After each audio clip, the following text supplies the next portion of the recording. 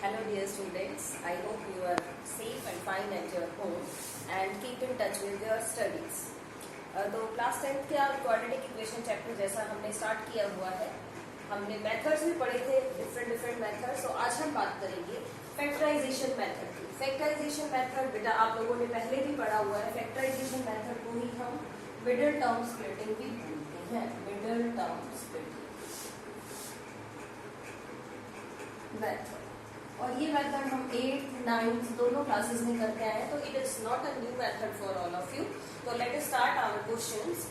I am writing a question that find the root of a equation. Question number 1 ले लेते हैं हम अपनी एक्सरसाइज की। आपको रूट्स फाइंड आउट करने हैं by factorization method and the equation is root 2x square plus 7x plus 5 root 2 equal to 0। ये क्वाड्रेटिक इक्वेशन है आपके पास और इसके आपको रूट्स फाइंड आउट करने हैं with the help of middle term splitting method और you can say factorization method. तो प्रोसेस आपका क्या रहेगा बेटा, जो आपका बीच वाला नंबर है, यानी अगर हम इस इक्वेशन को देखें ध्यान से तो 7 जो है वो आपकी मिडिल टर्म है। इस मिडिल टर्म को आपने स्प्लिट करना है 7 को 2 पार्ट्स में कि हम मल्टीप्लाई करें तो ये दोनों वैल्यूज आ जाए। यानी अगर आप इसको कंपेयर करते हैं, कंपेयरिंग विद जनरल इक्वेशन से कंपेयर करके देखते हैं ax square plus bx plus c equal to 0। अगर आप कंपेयर कर रहे हैं तो a की वैल्यू रूट 2, b की वैल्यू 7, c की वैल्यू 5 रूट 2 आ रही है। मिडिल टर्म स्प्लिटिंग हमें ये कहती है कि ये जो आपका b नंबर है इसको 2 पार्ट्स में आपको डिवाइड करना है, यानी 2 पार्ट्स बनाने हैं। और अगर इन दोनों ही नंबर्स की मल्टीप्लीकेशन करें तो a और c की मल्टीप्लीकेशन के इक्वल आना चाहिए। समझें इसको ध्यान से। ये जो 7 है आपका नंबर, 7 को 2 पार्ट्स में स्प्लिट करिए और उन्हीं दोनों पार्ट्स की मल्टीप्लीकेशन क्या आनी चाहिए, a और c की मल्टीप्लीकेशन, यानी 5 रूट 2 इंटू रूट 2 यानी कि 10। मीन्स आपको ऐसे नंबर चाहिए जिनको ऐड करें तो 7 आ जाए और मल्टीप्लाई करें तो 10 आ जाए। तो दीज 2 नंबर्स आर 5 and 2। तो b1 आपका मैं ले लेती हूँ 5 और b2 ले लें 2। दोनों को ऐड करेंगे तो 7 आ जाएगा, दोनों को मल्टीप्लाई करेंगे तो 10 आ जाएगा। तो अब हम इस इक्वेशन को लिखते हैं।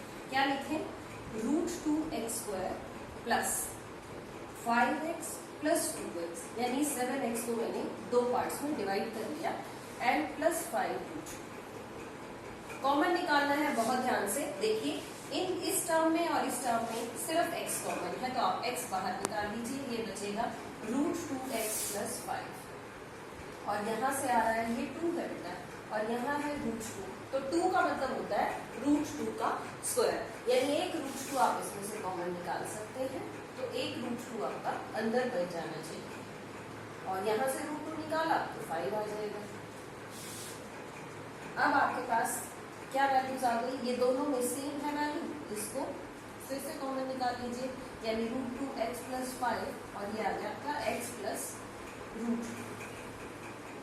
रूट्स निकालने हैं तो क्या करें, इस वैल्यू को भी 0 के इक्वल रख दीजिए, इस वैल्यू को भी 0 के इक्वल रख दीजिए, यानी root 2x plus 5 equal to 0 और इसको भी x plus root 2 equal to 0। यहाँ से x की वैल्यू आएगी, 5 को राइट में शिफ्ट किया -5 और रूट 2 से डिवाइड कर दिया। तो एक तो x का रूट ये आ गया और दूसरी वैल्यू आपको यहाँ से मिलेगी -6।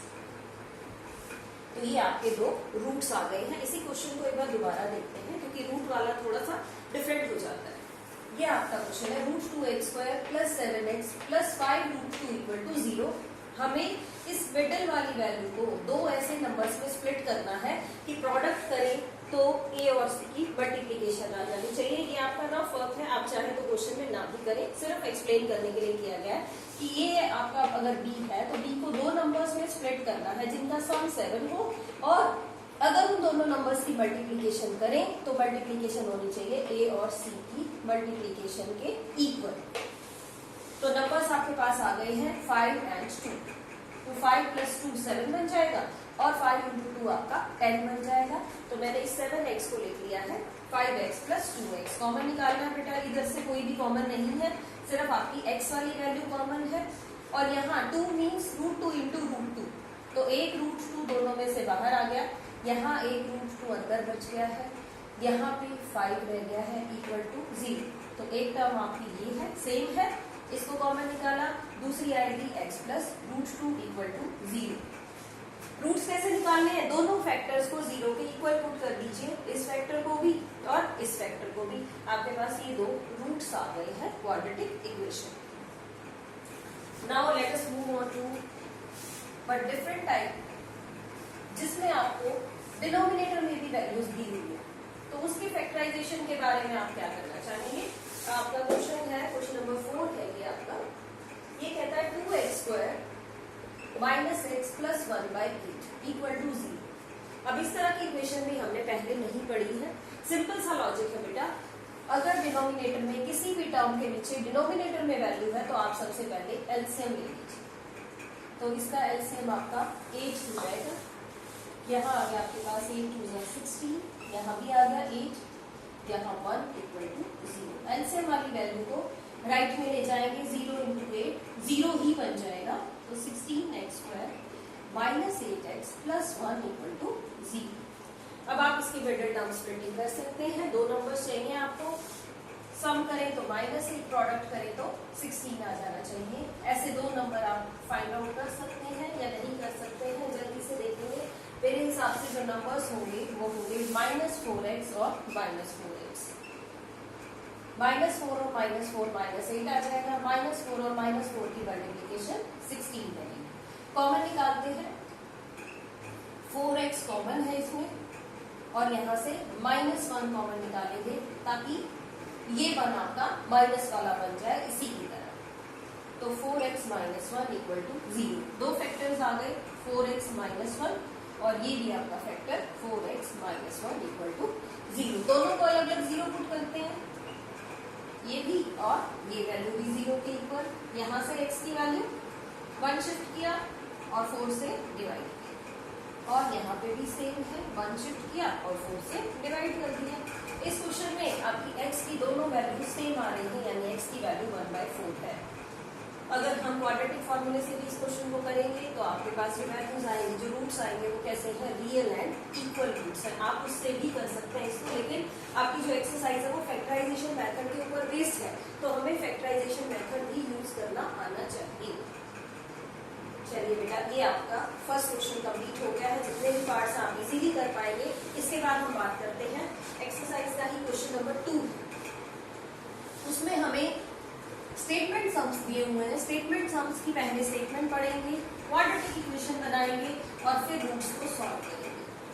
तो नेक्स्ट पार्ट में मैं आपको क्वाड्रेटिक इक्वेशन बना के दूंगी, बाकी सॉल्व करना आप लोगों का वर्क रहेगा। क्वेश्चन नंबर 2 है आपका, 2 का फर्स्ट पार्ट। फर्स्ट में कहा गया है find 2 numbers whose sum, find 2 numbers whose sum is 27 and product is 182, 182।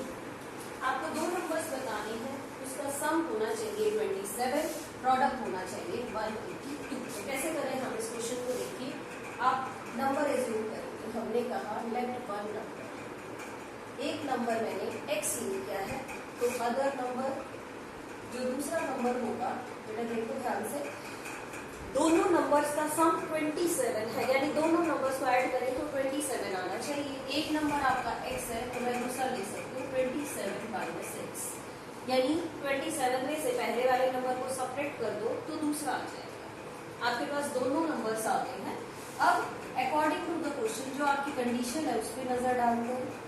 Condition में कहा गया प्रोडक्ट इज 182, इन दोनों का प्रोडक्ट यानी x का और 27 माइनस x, इन दोनों की मल्टीप्लीकेशन प्रोडक्ट इनका 182 होना चाहिए, यानी x into 27 minus x is equal to 182। इसको जनरल फॉर्म में लिखते हैं, x को मल्टीप्लाई करिए और इस वैल्यू को लेफ्ट में लिया।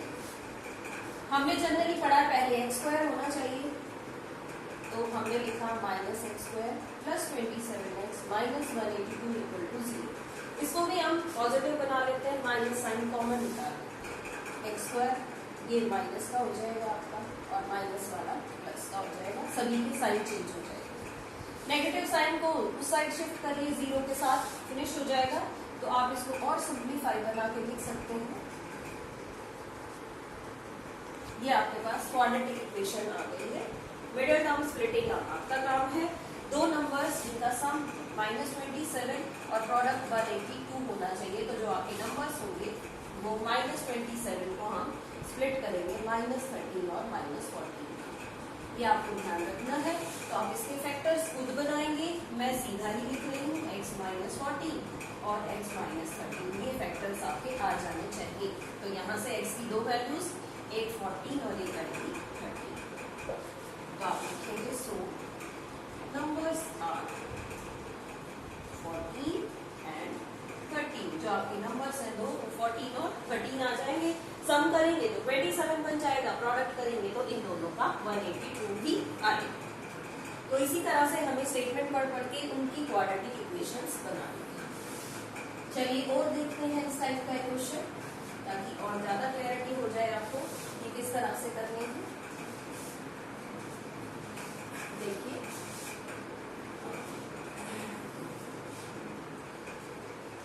क्वेश्चन नंबर 4 है, find two consecutive numbers.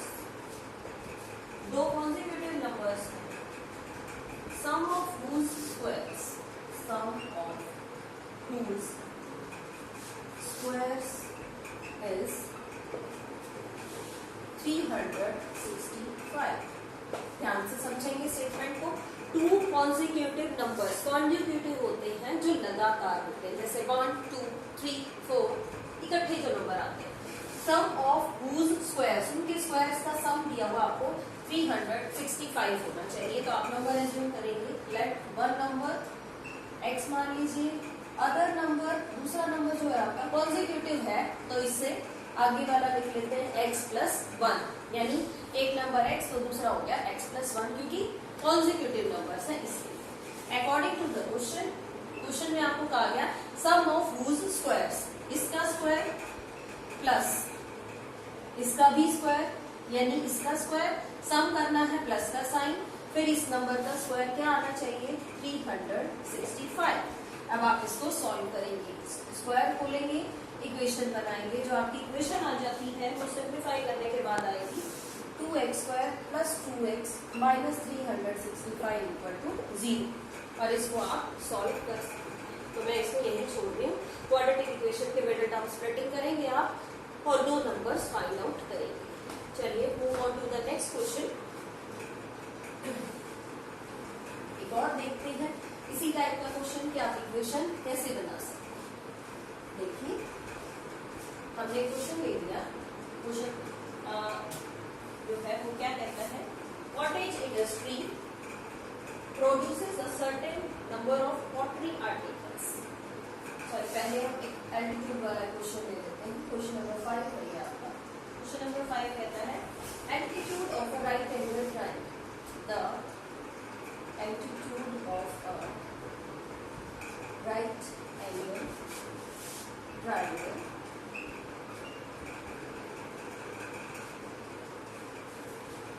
is 7 centimeter less than its base if hypotenuse is 13. If hypotenuse is 13 centimeter, find the other two sides. Find the other sides. Question समझिए। Right angle triangle है तो एक rough figure बनाते हैं बेटा हम इसकी। Right angle triangle मैंने सपोज ये बना दिया। क्वेश्चन में कहा गया the altitude of a right angle triangle. Right angle triangle है, ये आपका एल्टीट्यूड है, it is 7 centimetre less than it's base. ये क्या है आपका बेस है, ये क्या है एल्टीट्यूड और ये है आपका हाइपोटेन्यूज। फिर से देखते हैं क्वेश्चन को। Altitude is 7 centimetre less than the base. मैं इस बेस को एज्यूम कर लेती हूँ लेट बेस हमने मान लिया है x सेंटीमीटर। हाइपोटेन्यूज में आपको यूनिट दे रखी सेंटीमीटर, तो आप सभी वैल्यूज को सेंटीमीटर में ही एज्यूम करेंगे। बेस आपका x सेंटीमीटर है। अब हम लिखते हैं एल्टीट्यूड। एल्टीट्यूड में कहा गया this altitude is 7 centimetre less than it's base. Base से 7 सेंटीमीटर कम है। और हाइपोटेन्यूज भी दिया हुआ है 13 सेंटीमीटर। तो बेटा पाइथागोरस थ्योरम हमें सभी को आती है कि राइट एंगल ट्राइंगल में हम पाइथागोरस थ्योरम यूज करते हैं। तो यूजिंग पाइथागोरस थ्योरम, ताकि आप इक्वेशन बना सकें। पाइथागोरस थ्योरम आपकी कहती है hypotenuse square is equal to perpendicular square plus base square. Hypotenuse square means 13 square, perpendicular means altitude square plus base means x square. Simplify कर लेते हैं। 13 का स्क्वायर 169, इसको खोलिए, आइडेंटिटी लगाइए, a square plus b square minus 2ab। और simplify करते हैं, x square plus x square 2x square minus 14x plus 49। इसको भी शिफ्ट कर लीजिए वहीं, 2x square minus 14x plus 49 minus 169। Equation आपके पास आएगी 2x स्क्वायर माइनस 14x, या आपके पास माइनस 120 इज इक्वल टू 0। 2 चाहे तो कॉमन निकाल सकते हैं ताकि आपकी इक्वेशन और छोटी बन जाए। हमने 2 कॉमन निकाल लिया। x square minus 7x minus 60 equal to 0। 2 right में जाएगा, 0 ही बन जाएगा, तो आप इसको लिख पाएंगे x square minus 7x minus 60 equal to 0। फिर से मिडल टर्म स्प्लिटिंग आ गई है। सम होना चाहिए -7, मल्टीप्लीकेशन होनी चाहिए -60। तो इसके जो फैक्टर्स होंगे वो होंगे -12 प्लस 5। कॉमन निकालिए यहाँ से x माइनस 12, यहाँ से 5x माइनस 12। तो आपके पास जो वैल्यूज आई वो आई x minus 12 and x plus 5। तो वैल्यूज आ रही है x की वैल्यू 12 और x की वैल्यू -5। आप इसको रिजेक्ट करेंगे। क्यों करेंगे रिजेक्ट, वो आपको पता ही होना चाहिए बेटा। Why it is rejected?